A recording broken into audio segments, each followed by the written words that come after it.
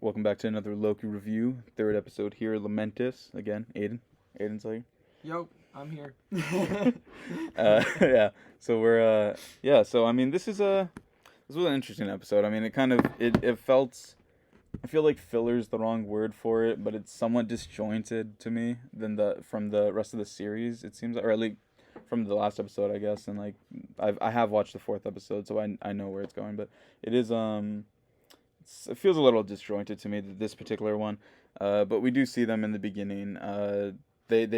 She teleports to the TVA to kill the Time Lizard people, and and Loki essentially follows her and tries to stop her. I guess No. Uh, well, no. because I don't think so. He was interested in what she was doing. yeah, He was fascinated by her conviction and wanted to team up with her. But when they ended up almost getting caught yeah, by the TVA, Loki beamed them out of there to random apocalypse. yeah. So that's the title of the episode is the apocalypse. I think it's a class 10 apocalypse on Lamentis, where Yeah. essentially the whole planet, it's a moon, so essentially the whole moon gets wiped out. No one survives, and this is one of the places that Sylvie, who we find out her real name in this one, it's not Lady Loki, it's Sylvie. That's one place that she went around when she was growing up. Is this scenario, and then she would just teleport out of here with the tempad. And it's also like the worst apocalypse Yeah. on her list of apocalypses to ever go to because nobody survives. It's a moon. Yeah. It gets destroyed By a planet. Yeah. Yeah. that hits it.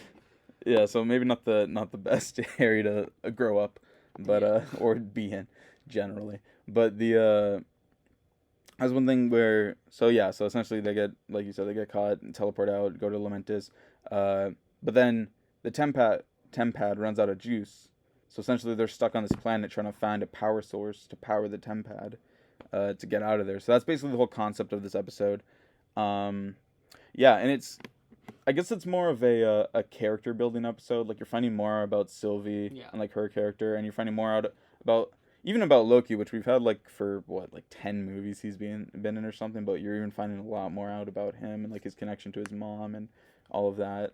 Yeah, like we Um, said before, it's seeing him these like 10 movies worth of Loki character development crammed into like what, Yeah. a few days of Basically, Loki like maybe character a week. development? Time works different Yeah. in the TVA. Yeah, exactly. So, but it's actually a good point because I had forgotten that, because just seeing Tom Hiddleston, I always forget that it's like, oh, this is. I found out the name actually is Loki 1330. I think is what it's called. Is the variant number. Oh, really? Yeah. So I mean, it's not important, but but it's an interesting little factoid I found out. But yeah. So it's it's essentially just like you said, just they're pushing through this different character development with this character, which makes me think that, and we're not gonna, obviously the review's not about this, but it makes me think that Black Widow could come back in some fashion in this, because they obviously have the movie that came out recently, or is Yeah. coming out. Maybe. Yeah, I saw the movie. Oh, it is okay. With the premiere,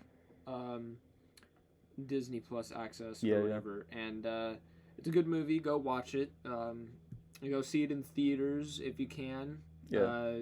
I want to get back into that movie Yeah. theater experience, but we kind of set up our own home theater here, which was cool. But we're not really talking about movie theaters or Black Widow. Yeah, good, it's just good movie. Go see it. Something But, that this made me think about, because they Yeah. do travel through time and everything and space. Yeah. That would be interesting to see different.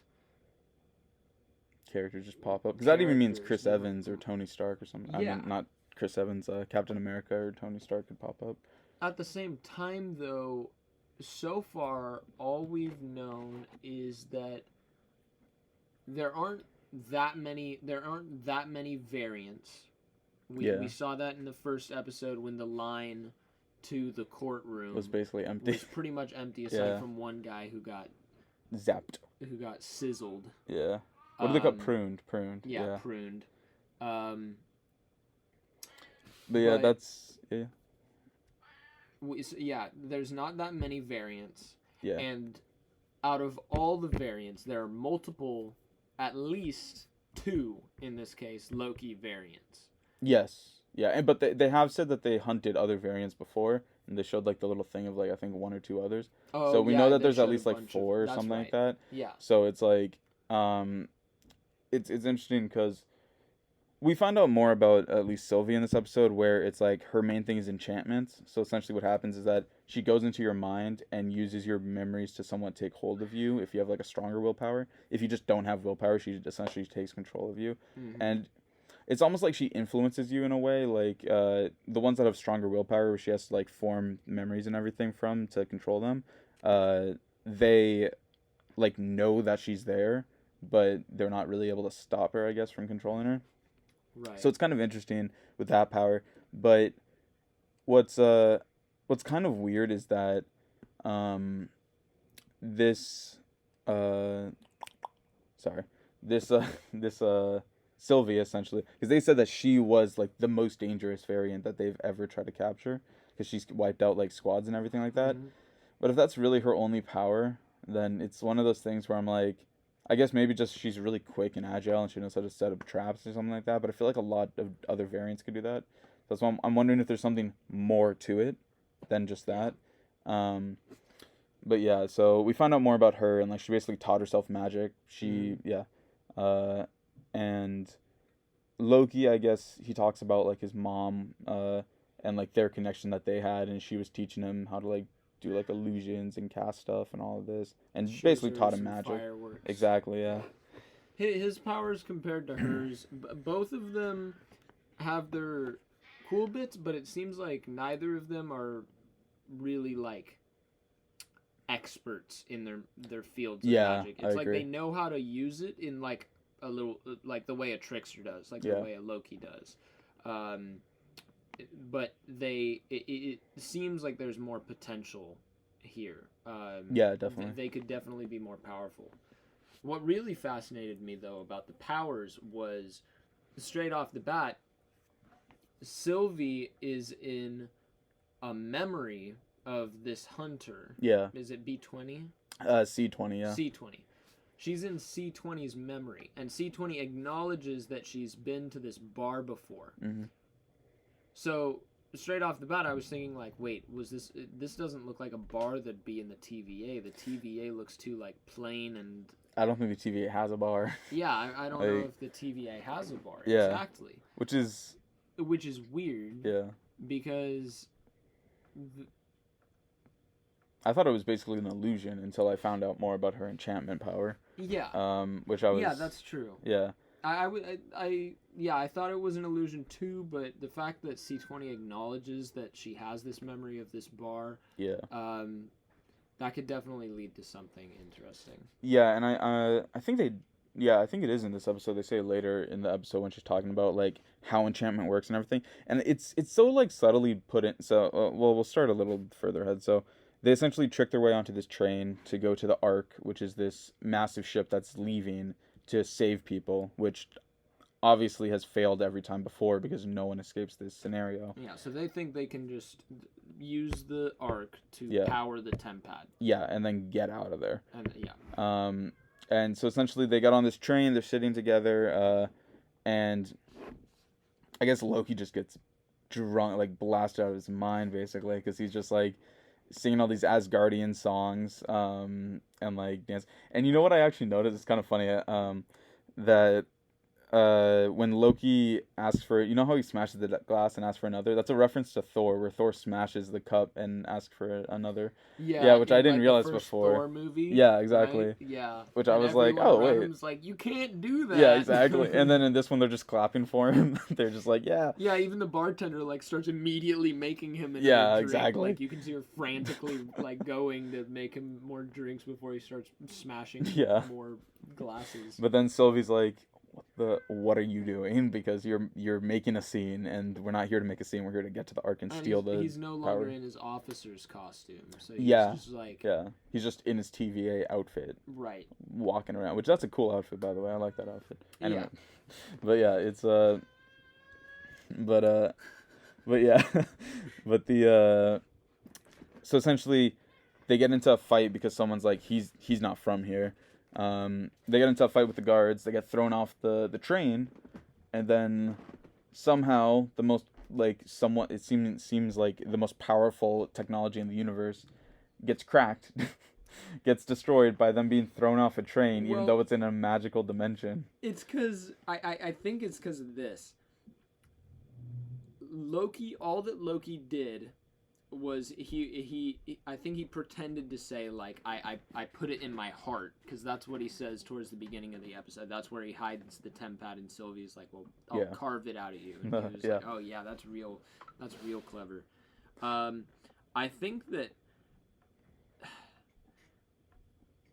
he had to keep it somewhere on his person, so part of me thinks that he made it look like it vanished into some pocket dimension, when in reality it was like in his back pocket. Yeah, that actually might be what it was, and then he just like acted like he pulled something out. Yeah, that might have been it. Huh. So he might have just been messing with us. So I'm like, that's a pretty cool. That's a pretty cool thing. Maybe you should have used that on I don't know, an Infinity Stone. Hide it forever. It's like, but at the same time, he also has those daggers that he just like magically makes appear out of nowhere. Yeah. Are those in his sleeves? Like, are they in a pocket dimension? Maybe. I don't know. I mean, I'm sure. Obviously, it's origin story into Loki, so or not origin story, but you know what I mean. Like you're learning more about the character, so I'm hoping that we'll learn more about his powers and how they work and that type of stuff. Because I did enjoy in this episode that we did learn about both of their respective powers. A little more about how the magic works, how the time like travel stuff works with like the power sources and all that. Yeah. And I did enjoy that, but essentially this thing, the temp pad breaks, and then they're essentially like, okay, well we'll walk to the and you learn a bit about their different personalities, because Sylvie's like, I always put the mission ahead of everything type thing, and Loki's like, I'm here to have fun and just get along, and we'll see what happens type thing. Yeah, I'm not 100% on with that. Yeah. I think that Loki is so good at, well, in quotation marks, so good at playing mind games with people that he's playing mind games on himself. So he says that he's like super into into the fun of it and how he doesn't really care, when in reality he's just trying to make it seem like he's fine with everything. He's the one on top. He's in control. Yeah. Even when there's no control to be had, he's just like enjoying the chaos or whatever. Yeah, exactly. Okay. Which we actually do see about him in the very first episode, when Mobius asks him, do you like hurting people?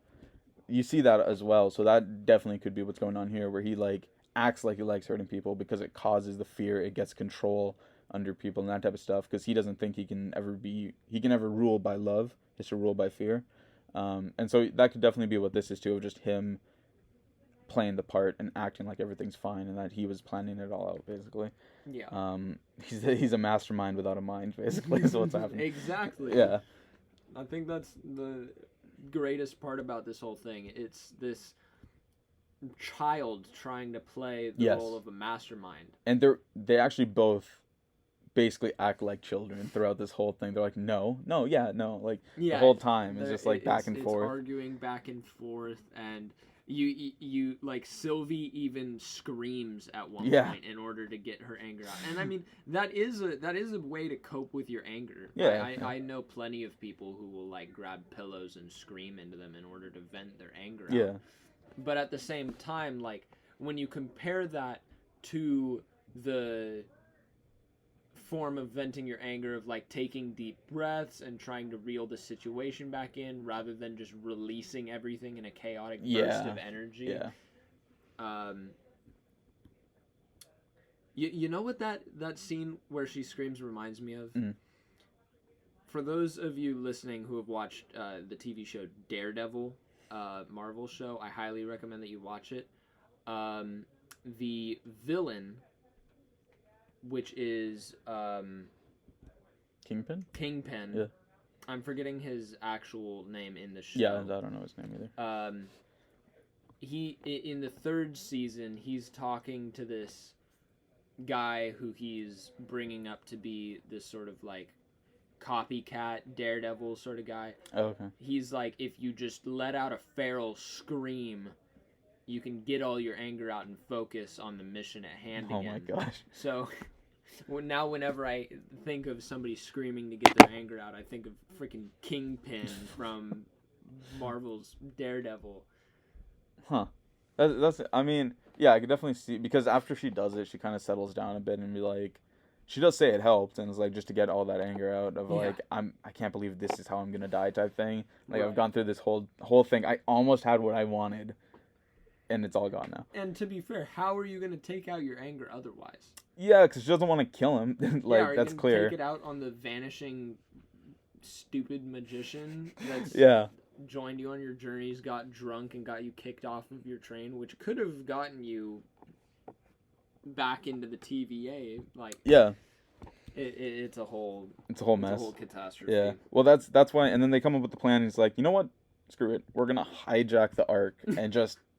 Like, it's never worked before, but we're going to make it work. Yeah, the Ark never had us on it. Yeah, so we can get on it and get out of there. Their idea to me, after I watched it twice, I watched this episode twice, and their idea to me the second time was like, are they trying to create what's it called, like a temporal, deviation from the timeline? Because Nexus event something like that, by them being on it, are they trying to create that so, all of a sudden there's a different scenario that happens? Well, in order for them to actually come, in order for the TVA to show up, they would have to hijack the Ark and get it safely off the planet. Okay, so they would have to save everyone, anyway. Yeah, they would have had to save everyone, and that would have created a deviation so big that the TVA would have had to show up. Because like they've said in the previous episode, the TVA could have showed up when Loki was kicking stuff around in Pompeii, but they didn't, because everything he did was about to just be annihilated by the volcano erupting. Yeah. So, on Lamentis, with this planet coming to crash into it, nobody gets off alive. Yeah. They would have to have hijacked the Ark, gotten it off the planet safely. Doesn't matter how many people were on the ship. They would have just had to find some way to get out of there. Yeah, and live. Basically, at least have one of the people survive. So then that creates the variant. Yeah.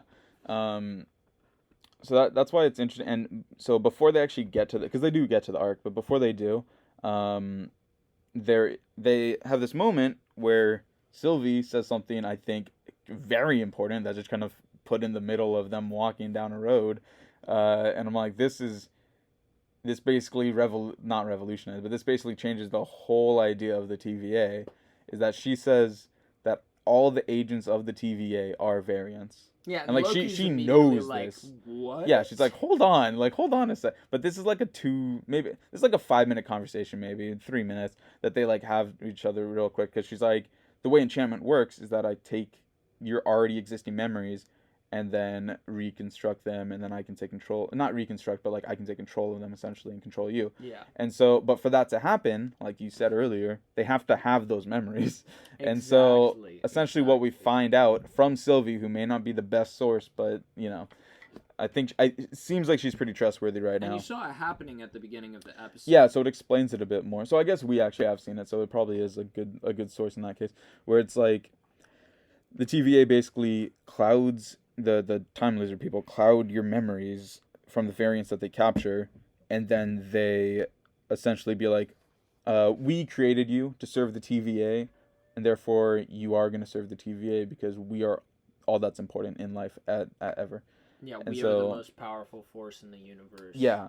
And so, which we've seen them like with Infinity Stones and everything just kind of tucked away. So, but that is one of the things that is very mind-boggling, because as soon as you think you know what's going on in this show, all of a sudden they're like, no, that's not it. It's a lot of tricks. Yeah, which maybe is fitting for the show titled after the God of Mischief. It's very fitting for the show. I think that the whole show, it has been excellent thus far. Yeah, even this episode, which I was a little like, I'm like, oh, this is fun, we're learning more about them, but it seemed kind of off from the main storyline. I think because of the stuff that we do learn about the individual characters, I think it just continues that train of them like hitting each episode on the mark, basically. Yeah. Like I enjoyed this one. And Loki finding that out about the TVA, like, It's massive. is massive. Yeah. And it makes you want even more for them to make it off Lamentis, because Yeah. you want, like, I wanted Mobius to find out. Because, like, Yeah. earlier in the episode, he's talking about his love for jet skis. Yeah, exactly. So maybe. Last episode. I felt really bad sitting there just being like, the dude has such a small passion. He just wants to ride his jet skis. And now maybe he has, like, fogged, clouded memories of riding jet skis. Yeah, maybe he owned a jet ski company. Exactly. Yeah. So that's one thing where I'm like, definitely want them to get off, because then the truth is revealed. But what ends up happening, which let me know how you felt about this. So they get all the way to the Ark, they fight their way through, which I'm like, why are guards even still guarding it? The planet's literally above them, about to collapse into them. It's like they should just take off and let the guards go or whatever. Like, but they fight their way through. They eventually get to like the gates of the Ark, where I guess they could have hopped over and gotten on, but then a chunk of the planet that's crashing in them slams into the Ark, and we find out why no one ever escaped. It's because the Ark was blown up basically by this chunk of planet. Right. Were you? My jaw dropped when I saw that. I was like, oh, okay. So I was like through my brain. I was like, how else can they get out of here? It doesn't seem. They don't have the temp pad. They don't have the power source. Well, the temp pad's already broken anyway, and then they can't use this ship that would be enough for them to escape. And I was just like, which obviously they leave it on a cliffhanger, so we'll find out next time.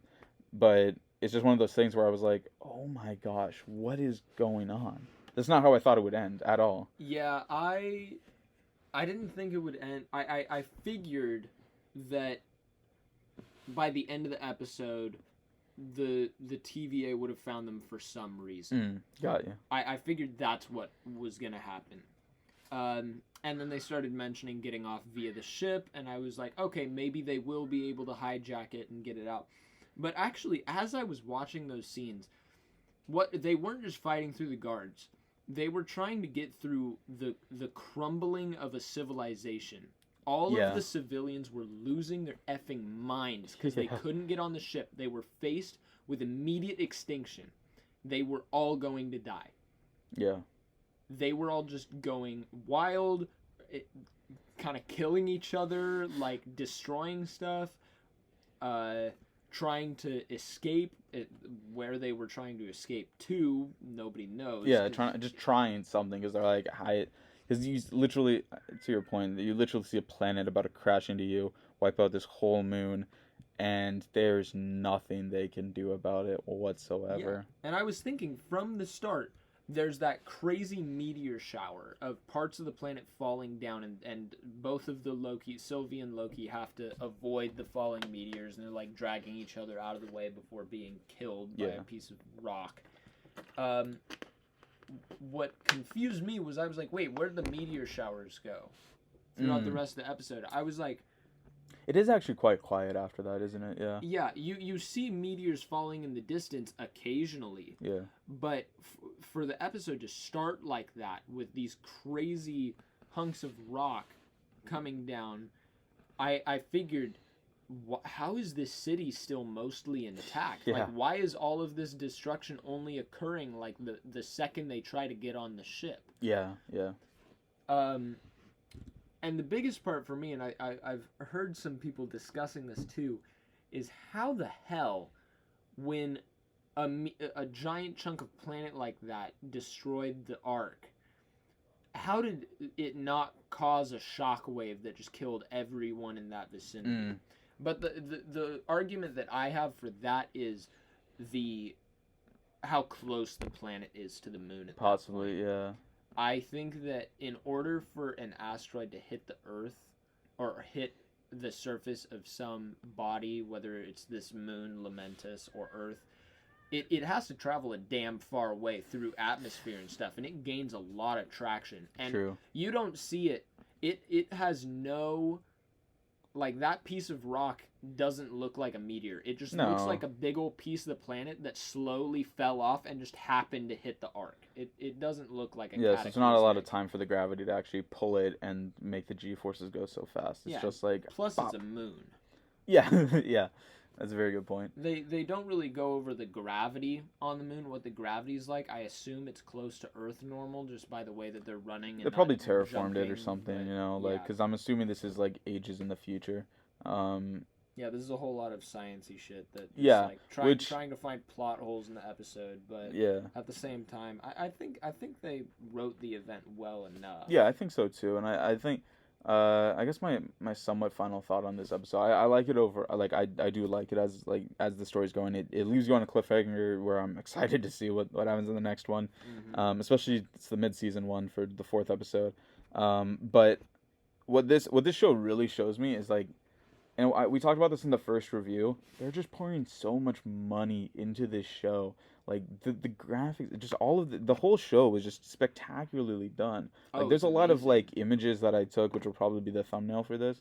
That I was like, that's an incredible visual. What is happening here? Like seeing the planet like Yeah, hanging over the moon, that like there's them just even walking through the thing where it has the amazing like purple glow in the background and everything like that, or yeah, even the actual like meteors hitting the ground and doing the small like ripples of the waves and everything like that yeah, once it hits. I'm like, that's insane that they're able to do that on a TV show. It's a streaming TV show. It's not like, obviously it has right. massive stars in it. It's a Disney show, but that's like wild to me that they're able to do that. So this is just like another level of And the cinematography, I yeah, and guess. the visual effects in WandaVision weren't that crazy.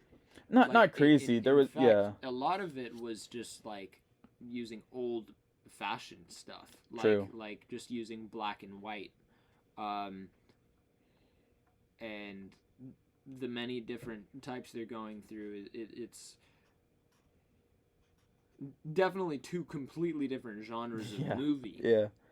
but both of them still Marvel, and you can see how, like you've been saying, cinematically, the amount of effort that Disney's throwing hmm into this show is spectacular. It almost makes me think that you know what? No, I think it came out at the right time because I was about to say it almost makes me think it should have been their flagship show, like the first show that they released instead of WandaVision. But I think see, they have each gotten well. Falcon and Wanda are kind of like, yeah, I don't know. Like I like each one for different reasons, but they kind of are going from like Wanda was a more surrealist show, Falcon was more action like traditional Marvel, and then Loki is obviously more like just, I guess it has elements of both almost. It has the surrealist elements with like what's happening here, like that type of issue, and like uh kind of the larger than life like nihilism type things where like Mm-hmm. nothing really matters because this is the ultimate power and all that. Yeah. And then you also have those action elements like we saw in this where they're rushing through and great, like it was a great one shot of them like fighting through the guards and the people Oh and yeah, everything. the one Like shots that Disney does yeah, are I'm always when excited they do for. it, they do it right. Mm-hmm. Otherwise, they're just cutting action together, and it looks kind of odd. Yeah. But yeah, when they do it, they do it right.